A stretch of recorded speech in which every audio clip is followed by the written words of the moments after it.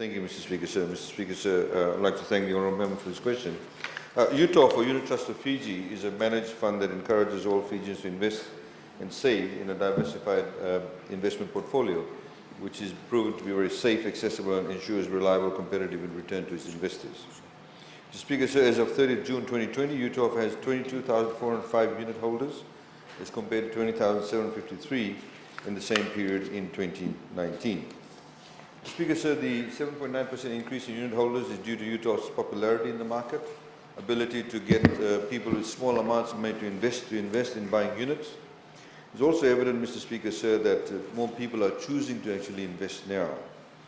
Mr. Speaker, sir, UTOF's current $245 million portfolio provides equitable returns to the unit holders through a 6-monthly tax-free dividend and potential capital appreciation under its Income and Growth Fund. This is made possible through the Fijian government's reform of the income tax legislation, which enable ordinary workers, mums and dads, and other small-scale investors to save funds from their disposable income. Of course, it's now tax-free. Just by way of portfolio of UTOF, Mr. Speaker, so UTOF's market share stands at 64% as of 30 June 2020, with key investments in ATH. They own, it consists of 20% of UTOF's portfolio. They have 5% shareholding in ATH. They own 25% in HFC, which is about 19% of UTOF's portfolio. They have 8% investment in Vision Group. They have 4% of UTOF's portfolios with Fiji Gas, and other small stakes in performing entities such as the RB Group, which is majority owned by Fijian Holdings, and of course the South Sea Towage. The Speaker said it is encouraging to note UTOF over the past 5 years has paid an average of 3.75% as dividend to unit holders under the Income Fund, and an average of 6.7% under the Income and Growth Fund. UTOF has paid approximately $30.8 million as tax-free dividend to unit holders over the past 5 years, Mr. Speaker, sir. On the domestic market, which is important to note, Mr. Speaker, sir, UTOF has decentralized its customer services to the Western Division, the establishment of a fully fledged office in Namaka in Nandi. UTOF's current arrangements with Post Fiji Limited and Fiji Development Bank has basically meant that the company can tap into the Postal Services Network and FDB branches to boast UTOF's presence in some of the remotest areas in the country, and we're seeing a lot of rural people and in the maritime areas also buying units with Unit Trust of Fiji. UTOF unit holders are still able to make deposits into their investment accounts with Post Fiji and FDB offices, despite the absence of UTOF physical offices in those areas. Mr. Speaker, sir, UTOF is currently exploring its options, talking to FDB and Post Fiji to set up kiosks in key strategic locations, including the northern region. This will be a joint agency approach with the intention of promoting financial literacy and providing investment programs to fellow Fijians, particularly in the agricultural sector.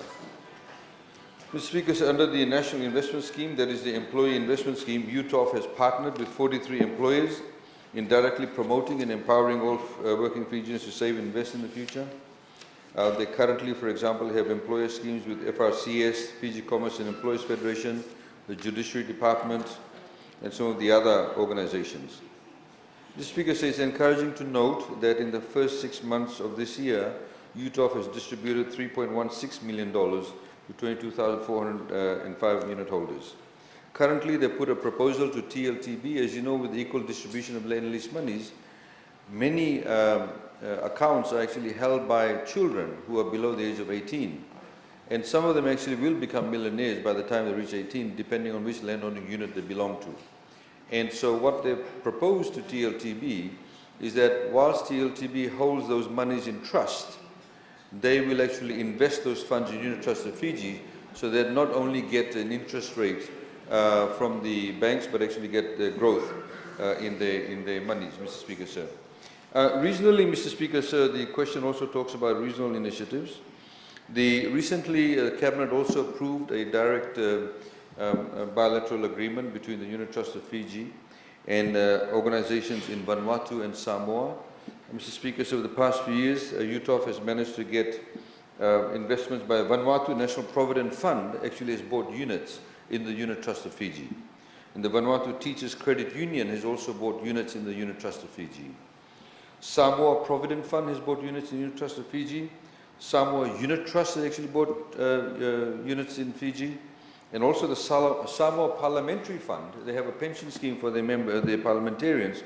They've also chosen to invest in UTOF also, which is a huge endorsement of the confidence they have in UTOF, Mr. Speaker, sir. Mr. Speaker, sir, they are now, traditionally they used to invest in the Australian and Asian markets. Now we're seeing them invest actually within Fiji itself through UTOF. Thank you, Mr. Speaker, sir. Thank you.